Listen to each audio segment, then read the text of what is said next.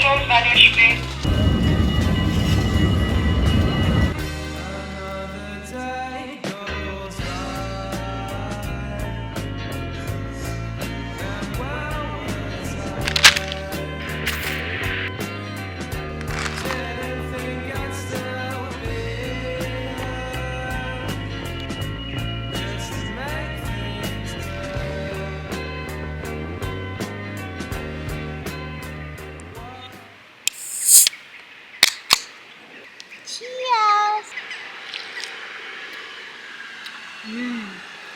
Hello mọi người. Oh, I have mic off. It's off. Alo. Xịn chưa? Bây giờ mọi người sẽ có thể nghe được mình rất rõ. Không biết là lên cái đây. Chân lên cái đây nhỉ? Hôm nay là tròn một tháng, 2 ngày mà mình ở Hà Lan rồi. Và hôm nay thì mình nghĩ là mình sẽ nên ngồi lại để kể cho mọi người quá trình sang đây từ đầu đến cuối luôn. Cũng là một dịp kỷ niệm mình được 100.000 sub. Mình được 100.000 sub trên YouTube nữa và mình rất vui vì điều đấy. Mình rất cảm ơn mọi người. Nên hôm nay mình sẽ ngồi ở đây để làm một cái Q&A siêu to khổng lồ. Gió to quá. Quá trình mình chuẩn bị du học là từ tháng 10 năm ngoái, tháng 10 năm 2021 cho đến tháng 8 năm nay là mình bay. Ui, gần 1 năm chuẩn bị đấy. Ui, vãi, nhiều nhỉ. Cho nên là có một số người bảo mình là đi hơi bất ngờ ấy. Thì thực ra chỉ là mình âm thầm chuẩn bị thôi chứ không có gì bất ngờ ở đây hết. Không phải là một phát mà mình tự đi, mà nó là cả một quá trình chuẩn bị rồi.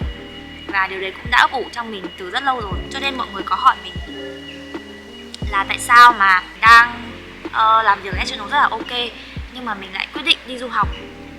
Thì bởi vì là mình cảm thấy nếu không đi bây giờ thì nó là không bao giờ nữa ấy. Nếu không phải bây giờ thì sẽ là không bao giờ. Nên là mình chấp nhận đánh đổi việc tạm rời khỏi công ty để có thêm những trải nghiệm mới.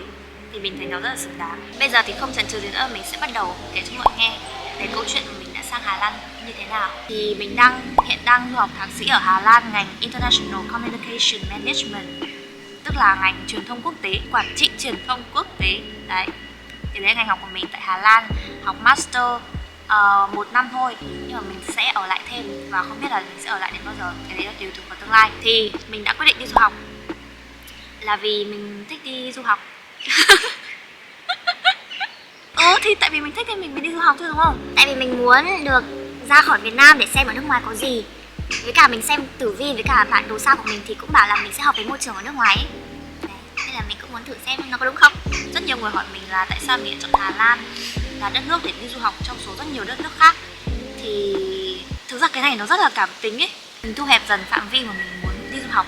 Đầu tiên là mình muốn đi du học nước nào mà nói tiếng Anh. Mà ở Mỹ với Canada thì nó hơi bị xô bồ và hơi xa và đắt nữa. Thế là mình đã chuyển hướng sang du học châu Âu. Đầu tiên là mình định đi Anh bởi vì nhiều người đi Anh mà nên mình cũng muốn đi.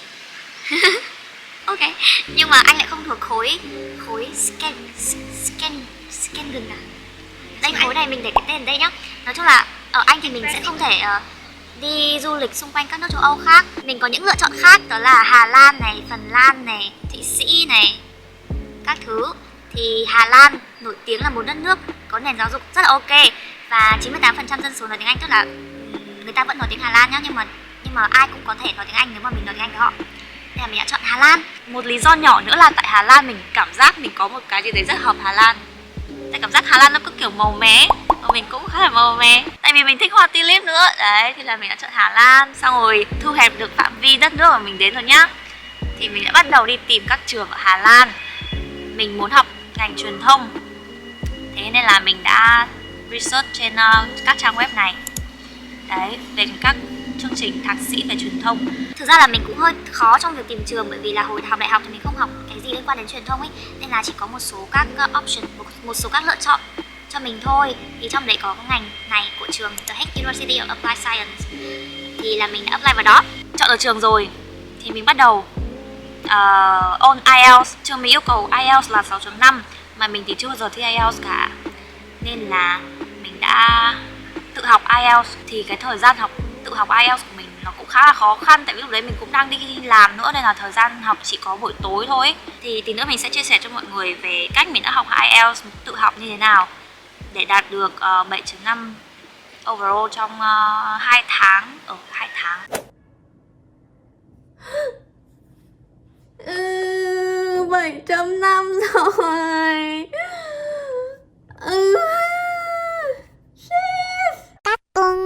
Thì đấy, sau khi mà mình học IELTS và có điểm IELTS xong thì mình bắt đầu nộp hồ sơ.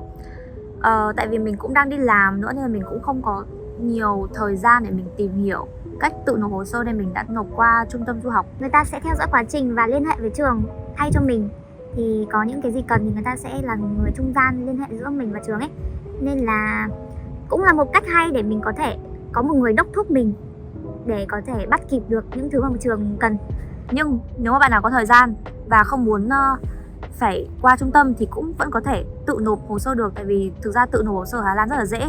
Nó có một cái web mọi người có thể làm tất cả những thứ ở trên đấy, tức là rất là dễ luôn. Mặc dù mọi người có hỏi mình là tổng chi phí là bao nhiêu tiền, nhưng mình không biết mình có nên nói không. Thực ra mình cũng nên nói để cho mọi người có thể có một cái nhìn toàn diện về việc đi du học hết bao tiền. Thì tiền đây nhá, mình sẽ để số tiền ở đây. Mình không muốn nói đến nó tại vì thực sự là khi nghĩ đến nó mình rất là cảm thấy gánh nặng cho gia đình. Cảm ơn bố mẹ rất nhiều vì đã chi số tiền này cho con. Nhưng đây là số tiền, tổng số tiền. Và trong tiền này thì nó là bao gồm cả tiền học và tiền sinh hoạt. Tại vì là mình sẽ đóng cho trường một khoản là 10.000 euro và như là kiểu một khoản chứng minh tài chính. Sau đó thì khi sang bên này, khi mà có tài khoản ngân hàng Hà Lan rồi thì trường sẽ trả lại mình số tiền đấy, coi như là tiền sinh hoạt của mình luôn. Nên là bố mẹ sẽ không phải cho thêm một đồng nào nữa. Đó, nên là thực ra cũng không phải là nhiều tiền đúng không? Tại vì mình nghe nói đi, nếu mà đi Mỹ đi Anh còn mất tiền tỷ. Đấy, nên là chắc là cũng hợp lý. Mình sẽ cố gắng để có thể xứng đáng với số tiền mà bố mẹ đã bỏ ra. Cảm ơn bố mẹ. Nhà tài trợ kim cương. Nhà tài trợ kim cương. I love you bố mẹ. Cuối cùng, sau khi mà tất tần tật mọi thứ rồi nhá, thì mình sẽ xin visa. Cái này thì cũng rất đơn giản thôi. Tại vì ở Hà Lan thì nếu mà mọi người được nhận vào trường thì trường sẽ xin visa hộ cho, nên là không cần phải tự xin visa làm gì. Mình chỉ cần đến đại sứ quán để dán cái visa mà trường xin cho thôi. Hello mọi người ơi, bây giờ mình đang trên đường đi lấy visa. Yeah. Cùng với rất nhiều người nè. Thế là chị sẽ được đi hết tất cả những cái trong Đúng. Che thông tin. Chị được edit tự che. Chị được đi hết tất cả các nước trong châu Âu. Đúng vậy. Trời đất ơi. mình ra EU đấy mọi người. Ôi, sao xịn nhỉ? Ôi, em nhìn em sờ một cái á, lần đầu tiên em được Sờ cái visa. Run. Sợ quá các bà ơi. Nó rất là đơn giản ấy. Kiểu quá trình chuẩn bị khó nhất là cái phần thi IELTS thôi ấy. Còn lại thì rất là đơn giản. Sau khi mà đã xong hết hồ sơ rồi thì sẽ đến bước là mình có một bước nữa. Đấy là đối với trường mình thôi, là bước phỏng vấn online với cô Program Manager của mình là cô Judith. Cô rất là đáng yêu. Đấy, thì buổi phỏng vấn cũng chỉ là kiểu để người ta biết là mình là người như nào, và người ta có biết mình có thể nói tiếng Anh với người ta, có thể giao tiếp bình thường với người ta không ấy. Thực ra việc thi IELTS của mình là mình xuất phát hơi muộn so với các bạn đồng trang lứa. Tại vì mình học chuyên Anh, mà chuyên Anh thì chúng nó kiểu sau khi học lên đại học phát là ai cũng có bằng IELTS rồi ấy, hầu hết. Nhưng mà mình thì cảm thấy là không cần thiết phải có bằng IELTS, tại vì mình cũng không đi dạy thêm hay gì cả nên mình vẫn chưa thi. Nên lần thi vừa rồi là lần đầu tiên mình thi, và cũng là lần đầu tiên mà mình học. Nhiều người sẽ nghĩ là được 7.5 trong 2 tháng là một cái gì đấy rất là giỏi, nhưng mà thực ra là mình có base là học sinh chuyên Anh này, xong rồi mình còn học chuyên ngành tiếng Anh thương mại nữa. Đang nói dở thì máy ảnh bị hết bộ nhớ, nên mình sẽ chuyển sang điện thoại nha. Hy vọng là nó sẽ không bị giảm chất lượng lắm. Thì đấy, mình đang bảo là mình có một cái gốc tiếng Anh khá là chắc rồi, nên là việc học IELTS của mình nó chỉ là luyện dạy những dạng đề của IELTS để làm quen với các dạng đề để có thể đi thi thôi. Nhưng mà để nói về kiểu cái hướng học chung của mình ấy, thì là mình sẽ học về reading và listening. Thì mình sẽ làm đề Cambridge từ 12 đổ đi, luyện hết tất cả các đề Cambridge 12 đổ đi, 12, 13, 14, 15, 16. Mình làm hết 4 cái gần nhất, xong rồi mình sẽ quay ngược lại những cái cũ, tại vì những cái gần nhất thì là những cái sát nhất với đề hiện tại. Đấy, còn về writing thì mình sẽ luyện.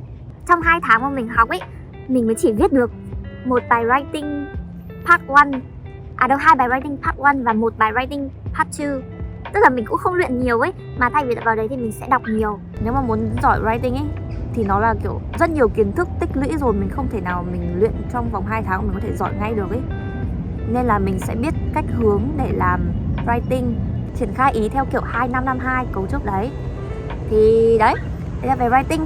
Về speaking đây là cái mà mình kém nhất. Cũng không phải là kém mà mình tự tin nhất. Tại vì học ở trường ấy thì sẽ không có nhiều cơ hội để được giao tiếp với người bản xứ để có thể luyện speaking. Những gì mình làm chỉ là mình luyện speak với bạn mình, luyện speaking với bóng. Thì bọn mình cứ hỏi qua lại thôi. Tất nhiên là không thể nào mà lúc nào cũng có bóng ở bên cạnh để luyện được, đúng không? Trong cái thời gian mà mình luyện speaking thì mình cũng đã tìm hiểu rất nhiều các cái trang web hoặc là app để có thể luyện speaking được. Thì mình thích nhất là cái Prep, cái phòng speaking ảo của Prep.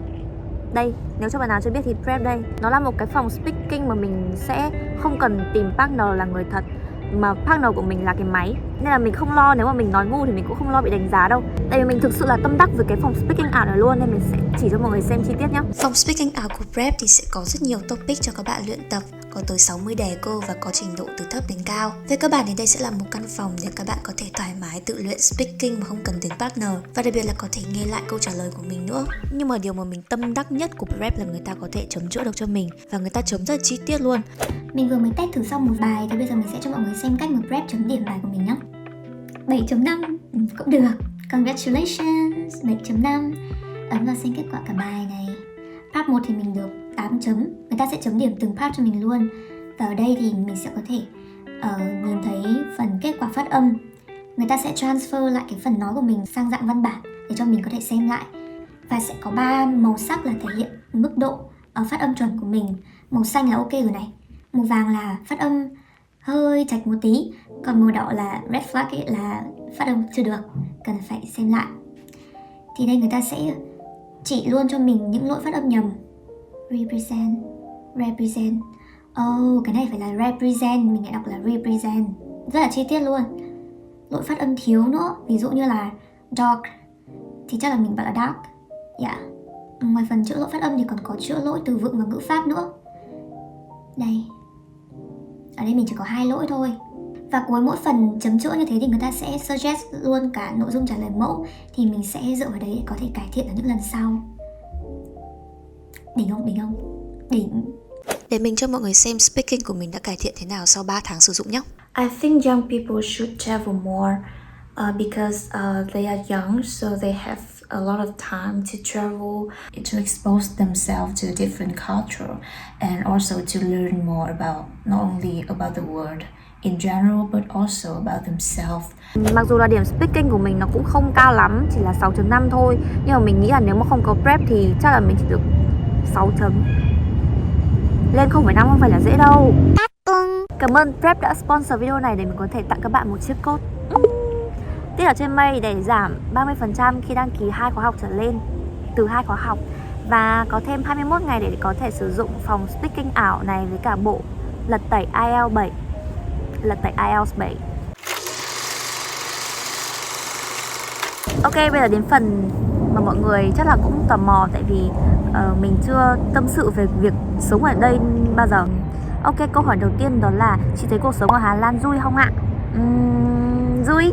Tính đến thời điểm hiện tại mới chỉ có 1 tháng 2 ngày thì mình thấy nó vui. Tại vì khi mà mình sang đây thì mọi thứ đều mới, cái gì cũng mới, xong rồi mình cứ lao về phía trước để khám phá những thứ mới. Nên là mình không có thời gian để nghĩ đến những thứ tiêu cực luôn ấy. Và cũng rất may mắn vì mình sang bên này mình gặp rất nhiều người bạn tốt, cả Việt Nam, cả nước ngoài. Ôi, thực sự may mắn luôn ấy. Tại vì mình gặp ai chơi cũng vui ấy.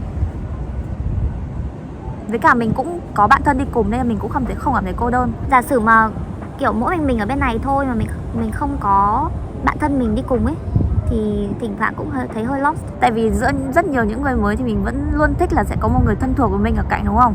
Đấy, nên mình cảm thấy rất may mắn và vui. Hà Lan vui. Trai bên đấy có đẹp không chị? Có. Đẹp nhá, có phân là đẹp nhá. Bên này mọi người cao cực luôn. Mình thấy chỉ cần cao là đẹp trai rồi ấy. À không, đẹp trai một nửa rồi ấy. Xong còn lại là khuôn mặt. Nó linh tinh rồi. Mọi thứ ở Hà Lan như thế nào so với Việt Nam ạ? Hồi đầu mình cũng rất hay so sánh Hà Lan với Việt Nam.